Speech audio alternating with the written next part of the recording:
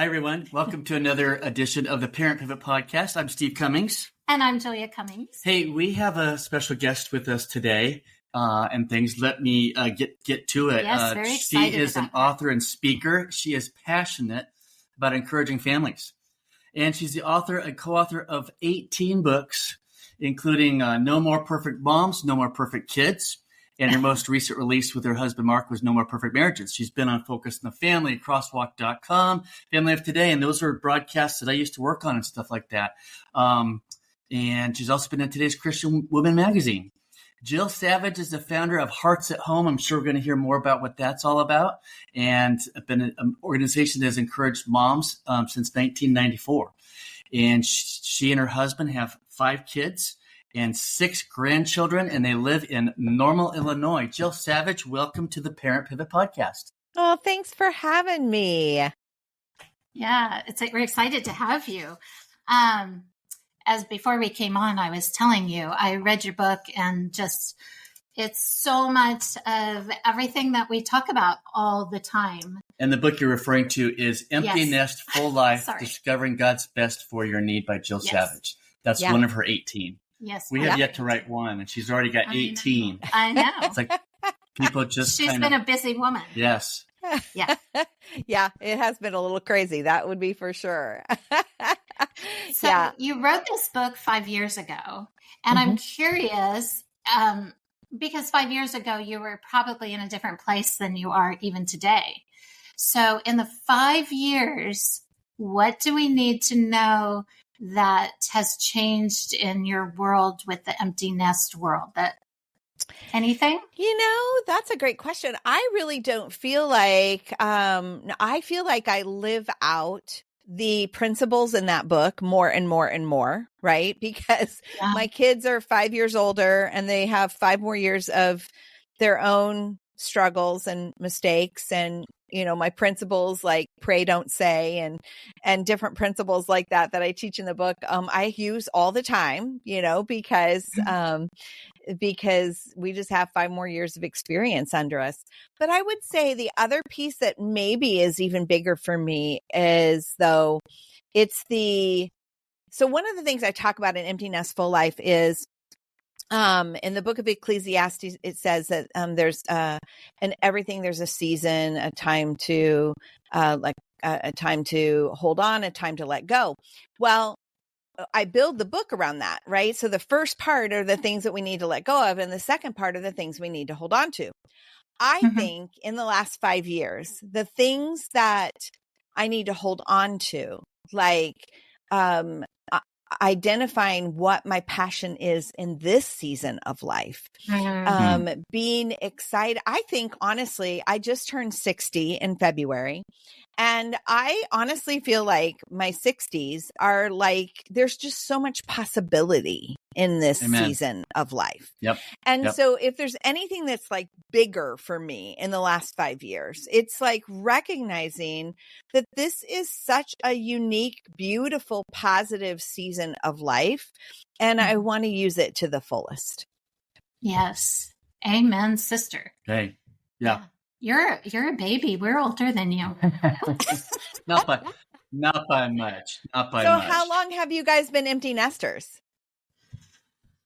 Technically, how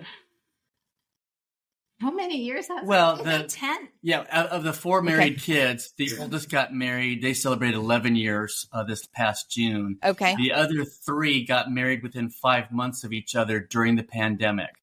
So they're all celebrating their 4th wedding anniversaries this year. We had one in May, one here in August a few weeks ago, and then the 4th one is in October and things. So we're not technically empty nesters. We have an adult child living with us and her husband and their little 6.5-month-old little girl. So we're loving just having a grandchild just nearby and being able to watch her and stuff like that. But we still have the boundaries of the privacy and stuff like that. We're still empty nesters. We did that for a little while too. I say they have bungee cords. Some of them have bungee cords on them, right?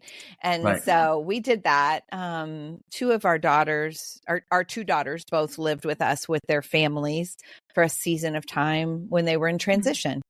And I'm glad that we could offer that. Yeah. Yeah. And it's one thing we've talked about before in our podcast, that it's one thing when you have an adult child, whether they're single or have come back after college, or they're getting in their late 20s and 30s, and they're just not getting out of the basement and getting a job, and you're kind of enabling them. It's another thing when your kids are working really hard to make it in their careers, and the world has just made it hard for them to rent or own a home. And we said, we've got extra space. Come stay here. So that's the space we're in with. And one of the things I was going to tell you where our lives parallel each other so much is we also, you talk about this in your book, had an Airbnb. That was one of the things that we chose to do in our empty nesting that you talk about. That we did Airbnb for a while, and then those guys moved in, so we stopped doing that. The other thing is our podcast that we have started here. That is another empty nest thing that we have done.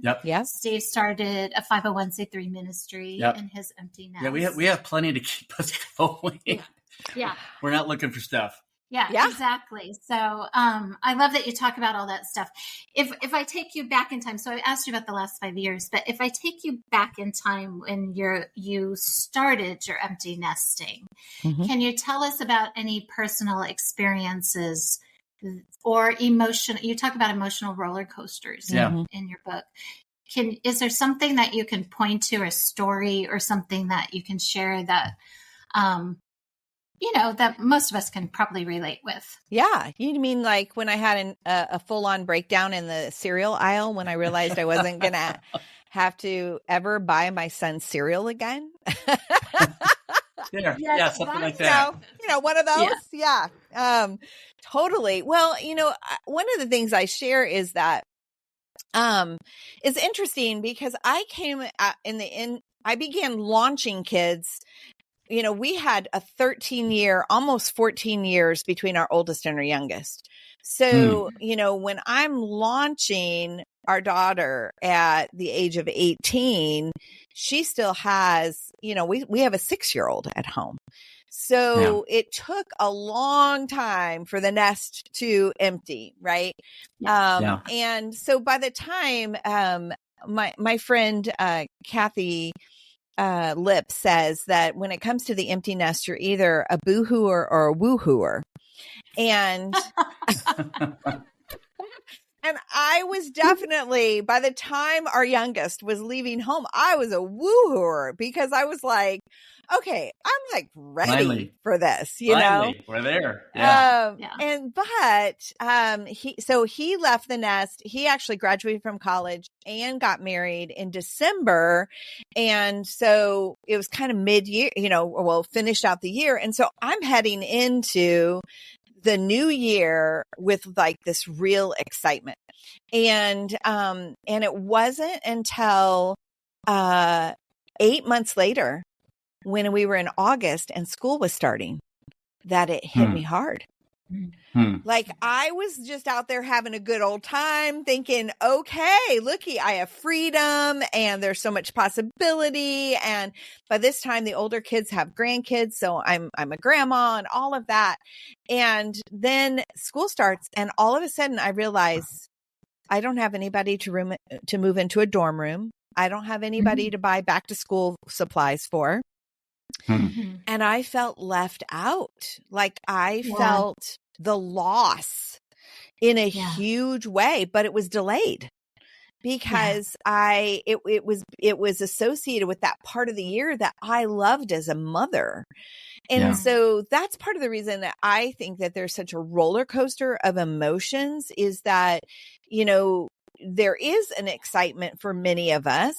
But then it hits different parts of the year, different things going on. Like, I even thought about it. The school musical was going on and I had been at every school musical at the high school for like 10 years. And it was like, I should be going to that, but I didn't have I didn't know anybody who was on the stage but it was just this loss. Somebody once said it's like a forced retirement. And I'm like, I can see that, And so I think for me, that's why it was, and I think that the grief is also layered.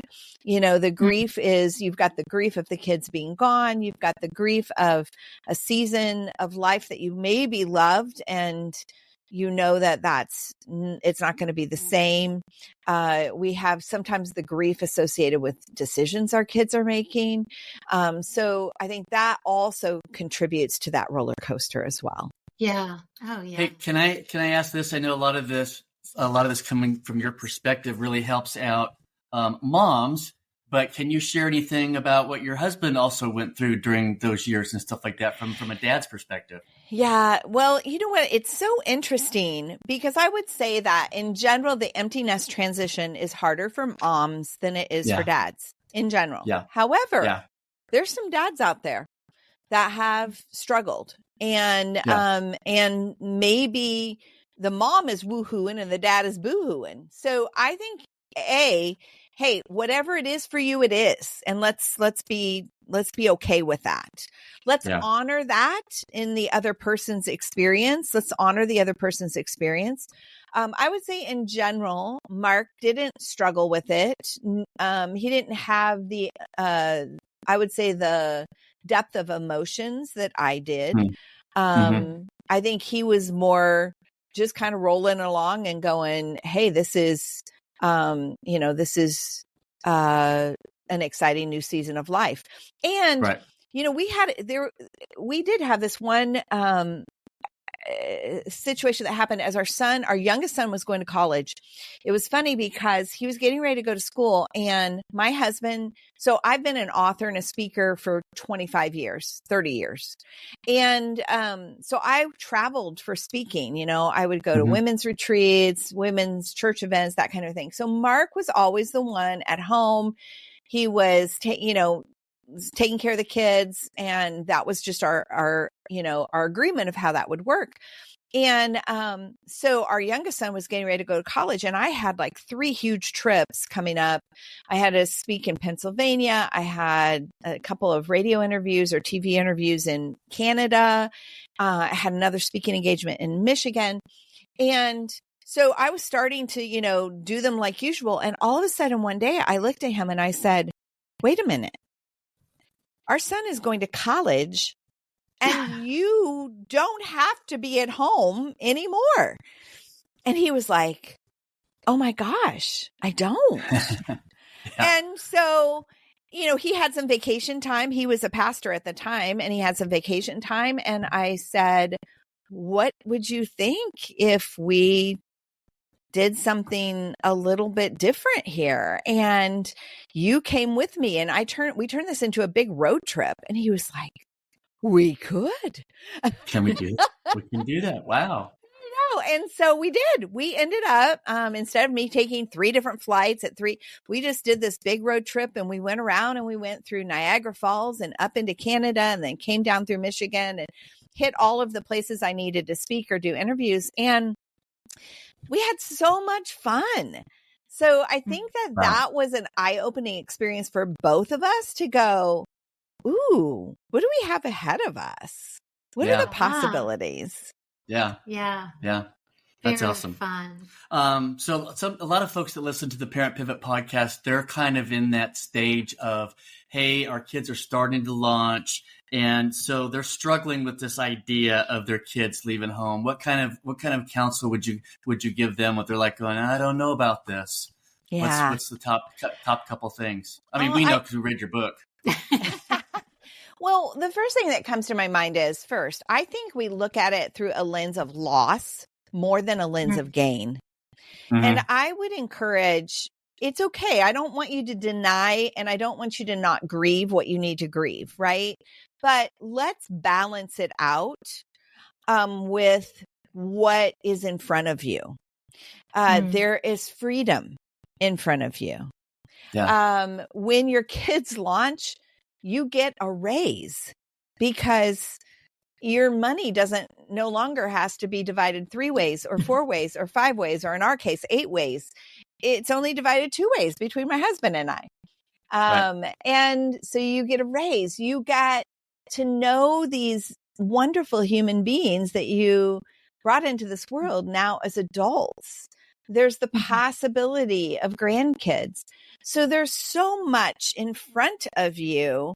And so let's look at it through both. And the lens of, the lens of loss, let's honor that, let's grieve it, but let's balance it with the lens of gain and all the possibilities that are out there. It's almost like looking at that cup. Is it half full or is it half empty? And I think that a lot of times we only see it as half empty. I'm over especially, and this is where I think it's harder for moms, especially if it's a mom who poured herself into raising her family. So her identity's wrapped up in that. Yeah. Right. Because the husband, he continues working the job. And if there's a mom that maybe she did work all the way through raising her kids, maybe it can be less stressful for her because she still does have that part of her that isn't changing. But that mom who poured everything in, man, she really struggles because she's like, who am I now? I don't know what I do. I don't know what I like. A lot of women don't know what they like. And I will tell them, what you have to begin to do is start trying things. And a lot of couples, they lose themselves also because everything has been so child-centered and their connecting point. So a lot of times that first year or two after the kids leave, you've got to start doing some experimenting again. You've got to start doing some experimenting on things, what you like, things that you enjoy doing together, trying them out. And, I discovered I love flowers. I flower garden now. And I love doing that. And I love, like right now, I have fresh flowers in all the rooms of my house because I have this huge flower garden and I love to share it. But I didn't know I enjoyed that until I tried it a couple years after my youngest son left. And I went, this brought me a lot of joy. Yeah, that's really similar to me enjoying NASCAR since we moved to the South. I'm an empty nester, and NASCAR's popular here, and I have a friend who's taught me all about it, and I'm introducing Julia's oldest brother, taking him to the race in a couple of weeks.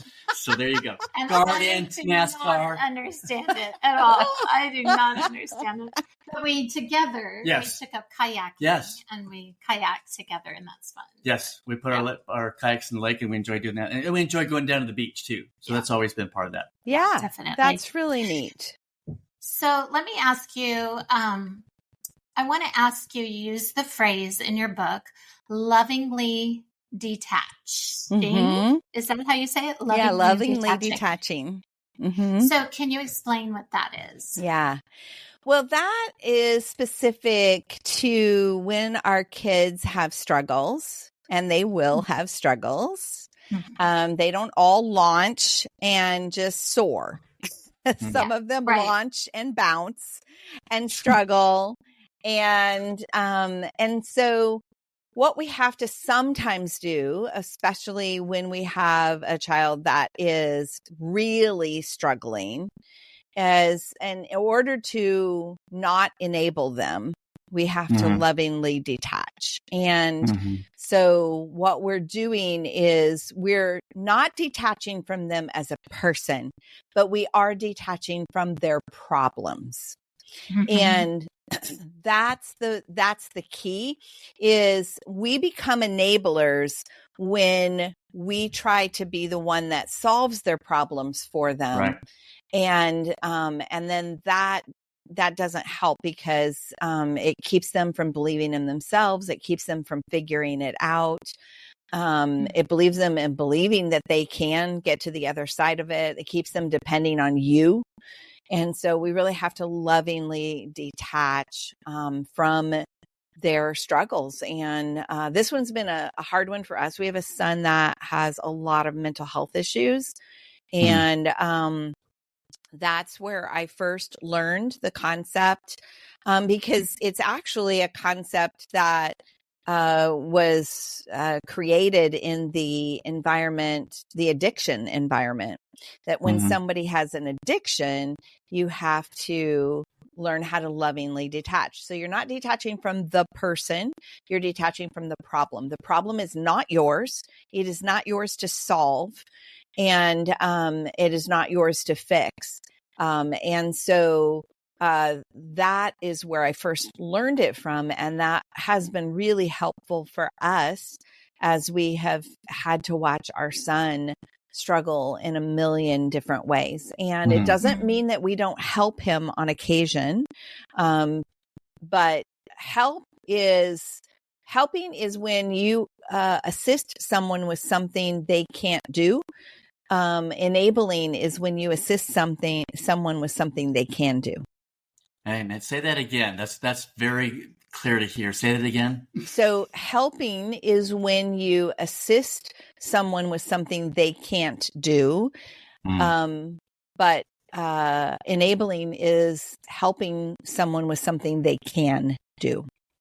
Amen. Man, that's a podcast all right. That is, in fact, I mean, as I read the book, I'm sitting there going, okay, we could do a podcast on each I mean, on not every paragraph, on each subject. Right. Yeah, I love that.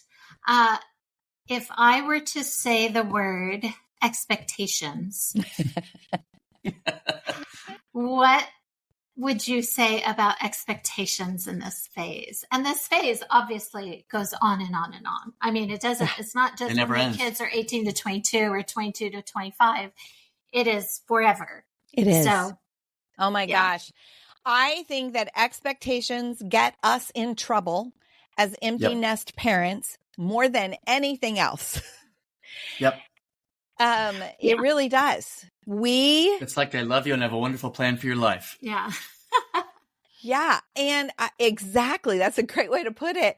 And so I think that we have got to change our expectations about so many different things. You know, I'll tell you one of the best places to start is with the holidays, because if you keep expecting the holidays to look the way they have for the last 20 years or however long it's been, you're in for a huge disappointment.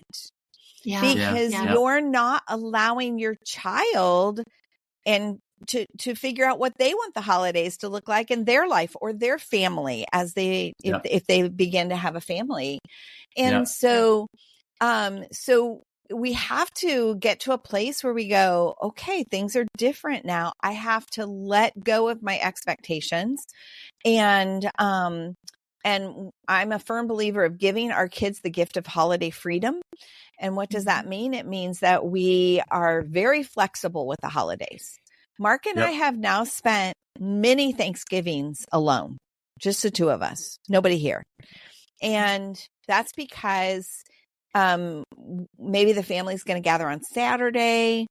And so therefore we're just home by ourselves on Thursday when it feels like the rest of the world is gathering with their family, but we've just had to change that expectation to go, no, that's okay. The day doesn't matter.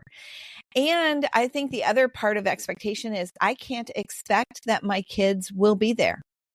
Yeah. They get to choose what works for their life. So if they need to travel to the other side of extended family if they're married and they need to go to their spouse's side, and that is a distance, it may mean they can't come home for the holidays. And I have to be okay with that. No guilt trip.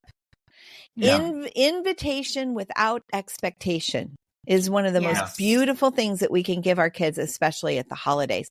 Invitation without expectation. And if they can't come, gosh, I'm going to miss you, but I totally understand. And I totally want to honor that. No, we devoted a whole podcast to that. But you said it. You said it really well. It's like they need to make their own decision for what works for them and their family. And as our kids have had their own kids, now they've decided, well, we want to have our own special Christmas before we join the rest of the family. We're like, great, go do it. Whatever that takes, whatever you guys decide. And we're good with flexing on that. And we've got a situation where we've got 3 children on the other side of the country and only one here. So, we always have to work that out and be willing to be the ones to go somewhere and to. So that Christmas this year might be a destination location. Yeah, we're thinking about just us going to some hot place. You know what? You totally can. And we kind of have that, the opposite. So 4 of our 5 are here in Central Illinois. And then we have one son that's in Australia. And Wow. he's been in Australia for 6 years. And so last Christmas, no, was it last Christmas? No, 2 Christmases ago, we went there for Christmas. And so we did early with all the kids here. And then I think it was on December 20th, we hopped on a plane and we spent Christmas in Australia with our son in his neck of the woods, in his, you know, and I think that's the other thing is when you do have a child that lives a distance, it's really valuable that you enter into their world, that you get to know their people. Right. And so I love that we've now been to Australia twice to spend time with him. And I know his friends. I know his neighbors. I know his partner's family. I know all of that. And I am so grateful that we can talk about those things. And because there's a familiarity in that. And so I think that, you know, and that connects me to another hobby I got into, and that's something called travel hacking. So we did not have the income for Mark and I to go to Australia. So I started learning about travel hacking, which is where you travel on points. And that's another hobby for me. And so I travel hack. In fact, the last time we went to Australia, I think we paid $125 each for our flights. And then we did a home exchange, and it cost us all of like $200 for 14 days of housing while we were there. Wow. So that's another amazing. empty nest hobby came out of that. Yes, you know, I've done a little reading. There's a book that I kind of got like a $12 book or whatever online. And for whatever reason, I can't seem to get myself through it. And every time I look at it, I go, why have I not done this yet? I need to get on this shtick. And because, you know, having your kids live elsewhere, it's a huge income drainer of just because we also help them fly out here because they can't afford it. And we really want them to be able to come and visit us. And so, that would be, I'm glad you brought that up. I literally, because so many people, I talk about it all the time with my audience, and so many people are like, how do you do that? So I did a little 2-hour, $47 course. It's available on my website. So there you go. If you want to do that, it's called my Travel Hacking 101. That's really fun. That's great. Okay. I want to try another word. What about the word guilt? We all deal with it. Oh my gosh. Because we got like, oh, I wish I would have handled this situation better. Or when my kids did X, I wish I would have known. And so I would say we all deal with it. But B, we cannot let it rob our joy. And we can't let it feed shame. Shame says there's something wrong with us. We're defective. Right. And so we don't want to do that. So what I like to say is, let's give ourselves the grace of growth. And the reason why I say that is if I was actively parenting now, I would handle situations different than I did 10 years ago, 15 years ago, 20 years ago, because I'm a different person than I was 10 years ago, 15 years ago, 20 years ago. So right now I have the benefit of the growth of a 60-year-old woman, right? That I didn't have when I was a 40-year-old woman and had a house full of children. And so I think it is natural that we will look back with a little bit of regret or some guilt. But that's where we have to give ourselves the grace of growth to go, you know what? I did the best I could with the knowledge and the experience I had at that time. Let ourselves off of the hook. Yeah. I think the average believer has a hard time. We can give others grace, but we have a hard time giving ourselves grace. And that's where, like you just said, Jill, is like, you know what, I did the best I could with what I knew. I mean, I look back, in fact, something reminded me, I was flying to Bangkok, and was watching a movie, and this dad just laid into his son. And that triggered me for a time when I did that with our youngest. And I had this moment of grief. Yes. Going, oh, wow. And part of me went, gosh, I wish I hadn't done that. But you know what? In that stage, in that moment, it came out, and I did apologize for it at that time. But yeah, you have to give yourself grace, because the life is too short to not give yourself grace, and appreciate that. Yeah. Yeah. And a piece of that is how you see your child as an adult struggle. Oftentimes we can see where we might have contributed to that in some way. And that becomes just something that can sit heavily on you. You say in your book at one point, you talk about that grace is freedom. And I love that. I made a little note of it. Grace equals freedom for us. And so when we give ourselves or our child grace, we are creating freedom in our own emotional being, but also in our relationships. We're allowing healing. We're allowing growth. We're allowing just a better situation. Yeah. So I think that's important. Yeah, I totally agree. And here's the other thing that I think is important. There is nothing that we have done that God can't redeem in our child's life. Amen. Yeah. He is the Redeemer.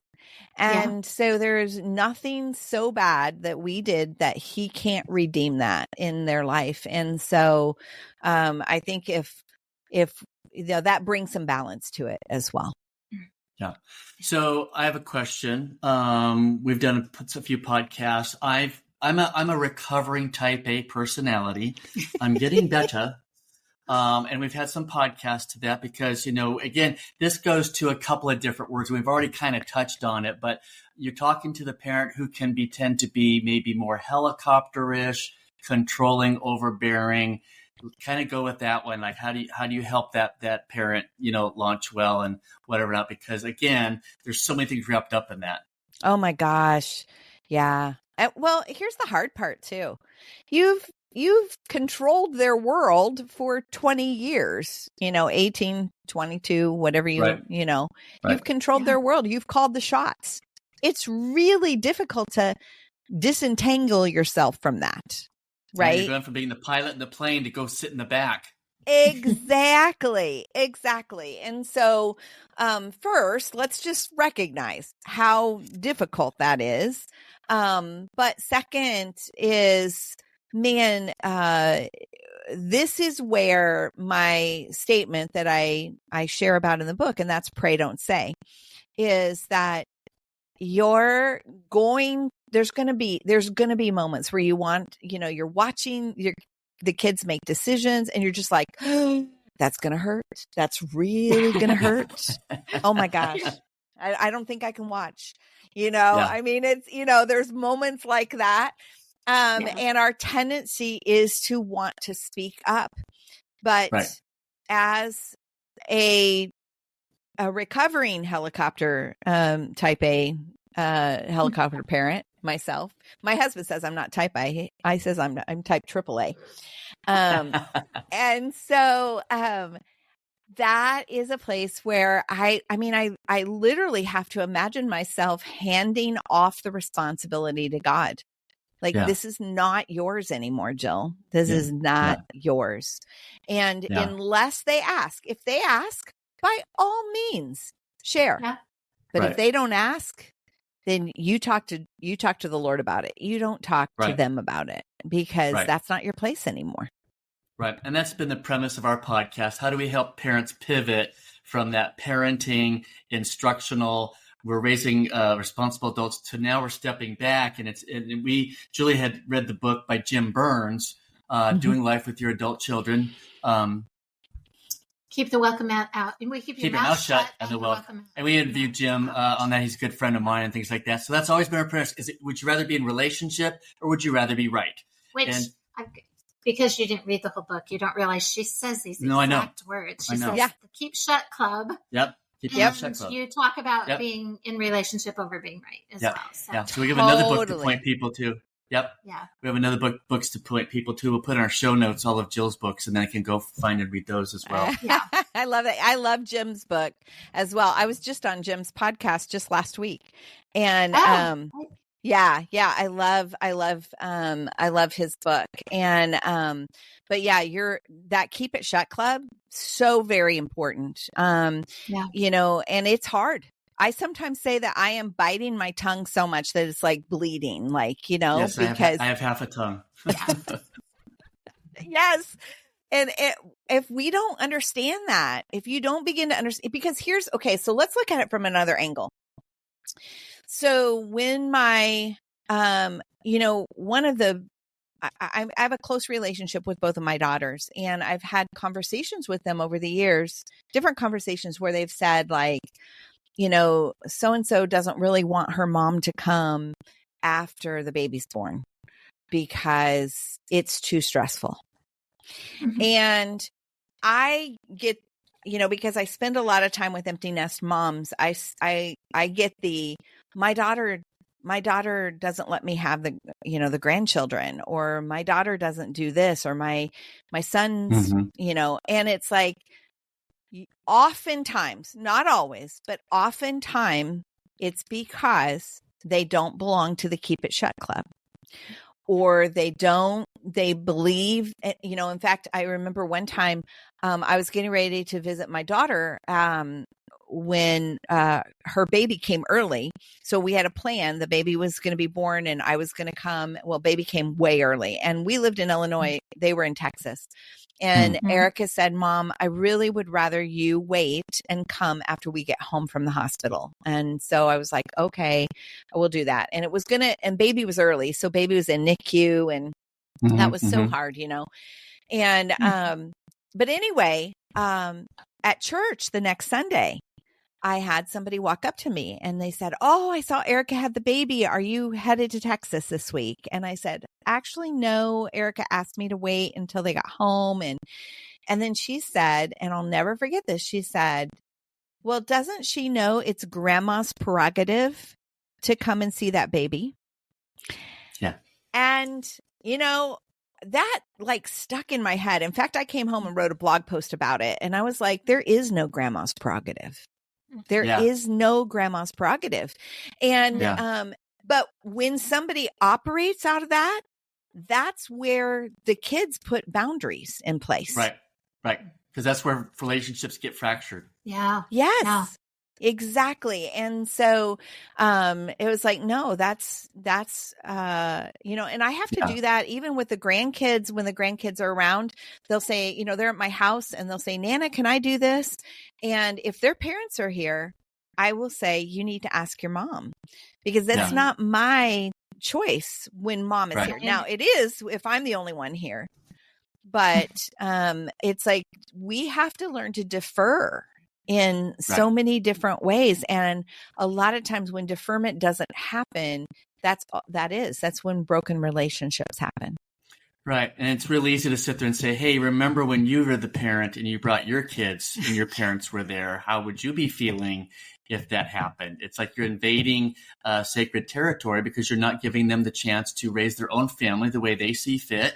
And even times then it's kind of like, okay, this isn't how we would handle, you know, the grandchild, you know, doing what they're doing, but they're not my kids, they're your kids, and you're doing it differently. And I'm going to need to be a part of the Shut Up Club.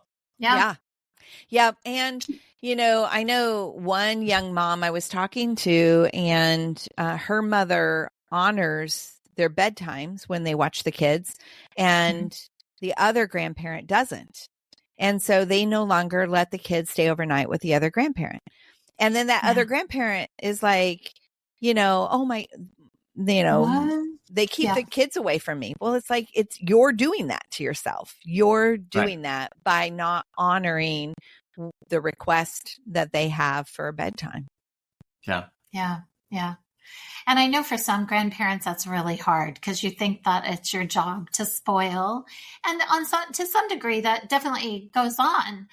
But if my child is telling me, you know what, we're not giving her sugar right now until she's this age or whatever, I am certainly not going to be the one to give her sugar. Yeah. That's not my job. That's theirs. Yeah. So Yeah. did you have another question? Well, no, I wanted to ask her, I think the interesting part, and I did read some of this, so I do get credit for reading the chapter, but what really struck my interest, Jill, was the part in your book where you share that empty nest exposes idols. Talk about that, would you? How does empty nest expose idols? Yeah.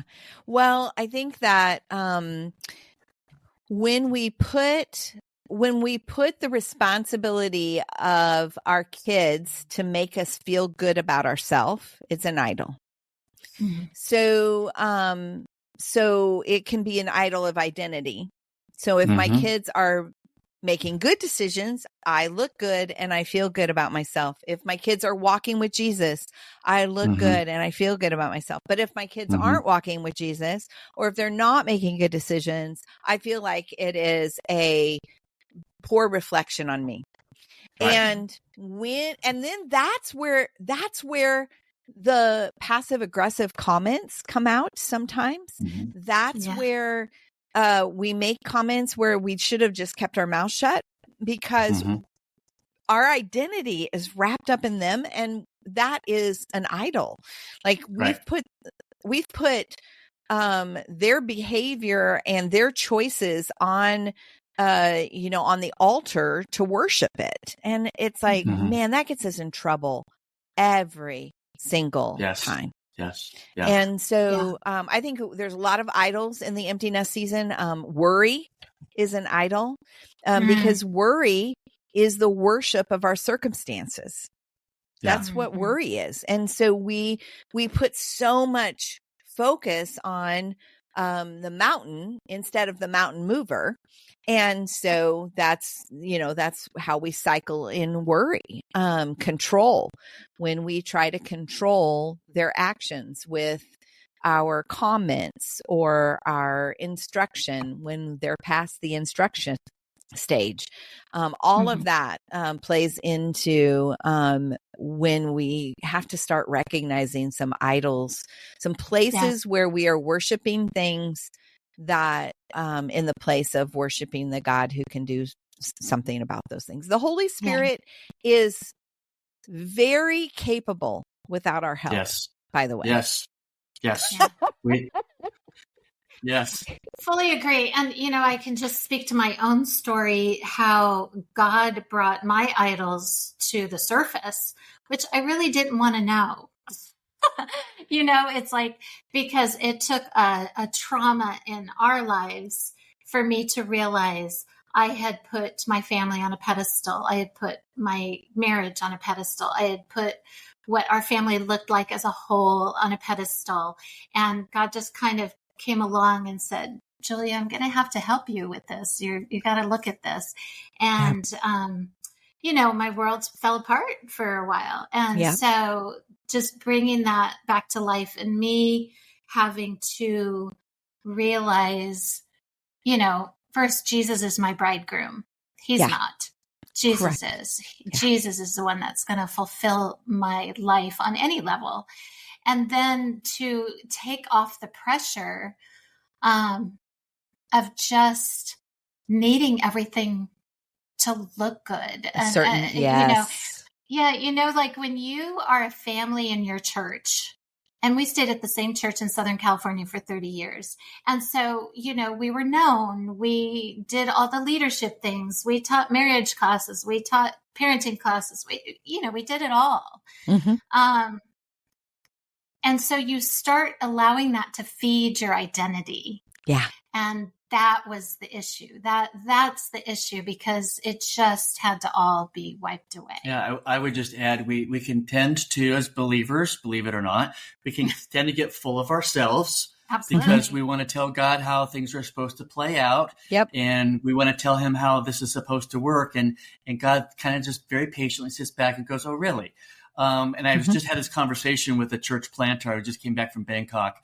I work for City to City, and we were doing a intensive in the Asia Pacific region. And I was just talking to this young couple, and they were all excited about what they heard. They wanted to go back to their country and plant this church. I said, remember, though, God's more interested in what he's going to do in you than through you. He doesn't need our help for what's going on in this world. So if we can have that spirit of humility and owning our stuff in front of everybody and who we need to, and having that heart of just loving the person well in front of us, and especially our adult kids, then life will go a whole lot easier than us trying to go, but it's not matching my expectations. We've talked about that because we've got these idols in the way that we don't realize we have.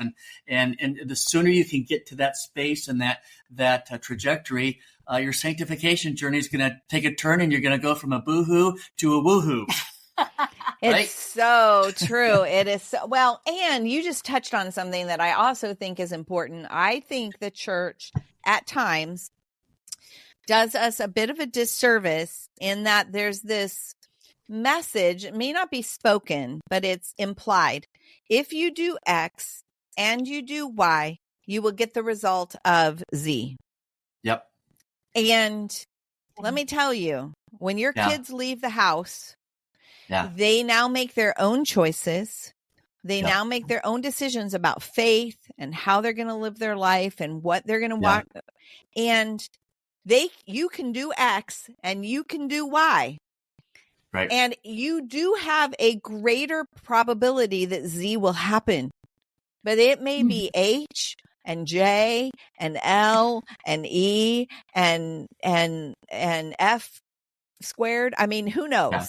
Right? Yeah. I mean, it's just, you don't know. And so I think that that's another place where our expectations get set up. Like, and that's where parents go, I didn't raise you that way. And it's like, we certainly want them to know true north, but they may wander when they get into their adult years. And if they already know where true north is, it's easier for them to return to true north. And so what we want that for sure. And we pray for that. Right. But there's no assurance that they will stick with true north just because they were raised that way. Right. We even had a couple of our kids, born and raised in the church, and you do everything right, and from nursery school through high school, and they get off to college. And now it's time for them to make their faith their own. And I remember being across the street with our youngest, and he was having some struggles with his faith. And I said, great. I actually entertained it. I said, that's awesome that you're questioning your faith. You see those buildings across the street there? Go ask those professors, because I've done my job as dad. Now go talk to another voice. And so he needed more deeper answers. And, he realized I know why I believe what I believe. And our daughter had some similar stuff going on too. So the best thing you can do is to release them and saying, God's got them, not me. So anytime I've found myself saying, if then, you're in trouble if you open your mouth and you use a statement where he says, well, if and then you're setting yourself up for an expectation failure. Yeah. Mm-hmm. Absolutely. So one more topic that I want to cover is marriage and what marriage holds, and you call it 2.0 in your book, what marriage holds in the future, or in this season, which is now and the future. But also I wanted to ask you about, well, maybe you'll get there. You know what? I'll go back to that, because you've got some retreats that you do. So at the end, let's talk about those. Yeah. I'd like to hear about all the different retreats. You've got the Empty Nestful Life. It sounds like you do some intensives with marriages and la. Yeah. So let's talk about all of that. But go into the marriage thing. Well, I think that a lot of times empty nest couples are surprised by what happens marriage-wise after the kids leave, because oftentimes it's like they thought things were okay and they thought things were good, but it was the kids that were connecting them. Like they were only finding connection around the kids' activities. That's very common. Because, you're sitting at ball games together, school musicals together, you're just living life. And then all of a sudden they're off doing their own thing. And now you're kind of looking at each other going, ooh, who are you? I don't quite know who you are. And what do we even enjoy? We're so different. Oh my gosh, we're so different. And so definitely we experienced that. Our marriage went through a terrible crisis, actually, 12 years ago. I do talk about that very openly in the book. We also talk about that very openly in our No More Perfect Marriages book as well. My husband went through a midlife crisis, and in the midst of that, really walked away from everything that he knew, had an affair. It was a dark year.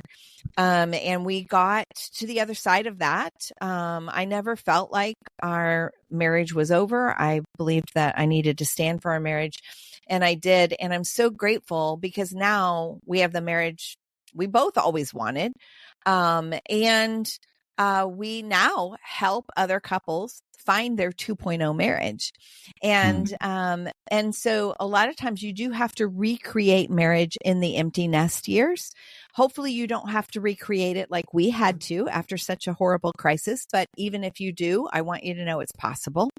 But you often do have to find what you enjoy together. What's the right amount of togetherness and individuality in the relationship?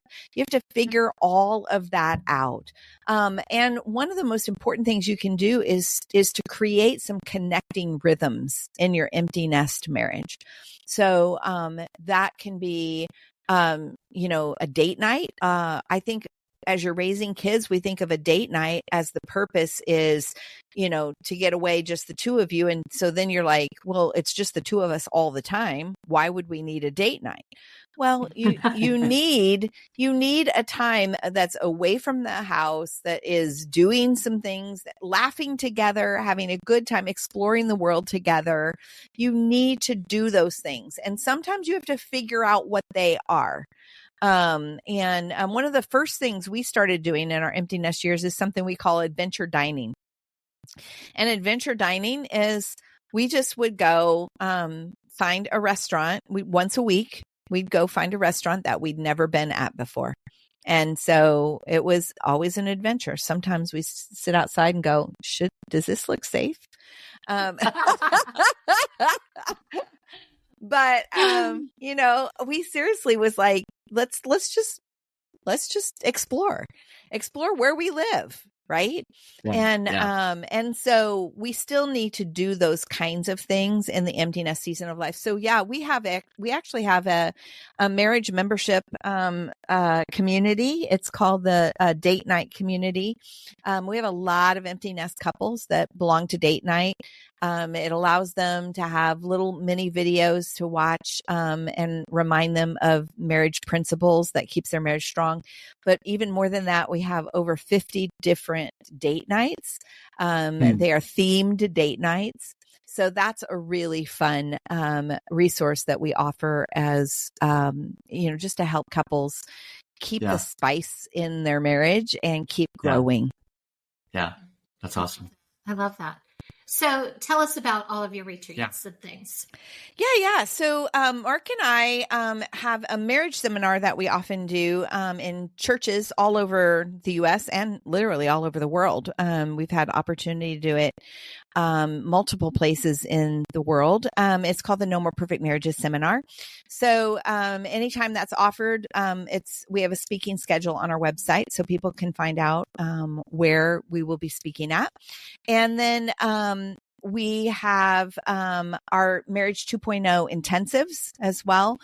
You mentioned that earlier. And that's where a couple who is either in a dry place in their marriage or they are in crisis and feeling like they're maybe roommates, and they come to our home. We work with only one couple at a time. They come to our home. We work with them Friday, Saturday, Sunday. And we also offer 4 and 5 day retreats. So if they do that, then obviously it's Friday through Monday or Tuesday. And we absolutely love helping couples in 3 days. It's about a year's worth of marriage coaching because we stay in the zone. We dig into things. We help them understand why they're getting frustrated, why they get stuck. So we love doing our Marriage 2.0 intensives. And then I have an empty nest mom retreat. And that is actually coming up at the end of September. September 27th through the 29th. It's in Indiana, but I have women coming from, I think right now, 20 different states. So they fly into Chicago and then drive over to, it's about an hour's drive from the Chicago airports in Indiana. And so we still have some availability for the Empty Nest Mom Retreat. And then probably in the future, we have done in the past an Empty Nest Marriage Retreat, and we'll probably do another one in the future. So a great way is just get yourself on our email list, and then you'll know when those kind of things become available. And you can do that at jillsavage.org/subscribe.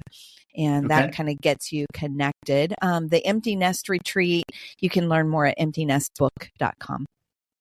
There we go. And we'll put that in our show notes as well. So if you missed that, we'll make sure you're connected well there and things like that. So you guys have a lot going on in your empty nest. And actually that's stuff that we've dreamt about doing and things. So we're kind of, waiting to see when we'll launch that stuff too. We'll see if God takes us down that path. Yeah. That's the part we don't really know. Julie's got her own therapy practice that she does. And I've got men that I meet with to help them live out their identity as beloved sons. A lot of us men, we stay stuck in our heads. We don't know what it means to get into our hearts. And so we can express feelings. And really, when you ask for help, that's a sign of strength, not weakness. So we kind of blow all those lies of masculinity out of the water. And guys are staying together. They're really connected, and it's been super helpful and things. So I'm enjoying that. So we don't know what God has for that, but it has been a super pleasure having you on our podcast, Jill Savage. Folks, if you want to get a hold of us or any way, you know how to get a hold of us at parentpivotpodcast@gmail.com. And we're going to be back with another interview coming up soon. So be looking on Tuesdays for the next Parent Pivot podcast. And Jill, thank you for being a part of this podcast. And we hope people will just enjoy reading your books. Again, the book we talked with Jill about today is called Empty Nest Full Life, Discovering God's Best for Your Next by Jill Savage. And she's author of 17 other books. So we will put that book in our show notes, and you can go Google her at Amazon and find those other 17 books and stuff. So Jill, thanks for being with us today. Thank you so much. Awesome. And we'll see the rest of you on the next Parent Pivot podcast. Bye-bye.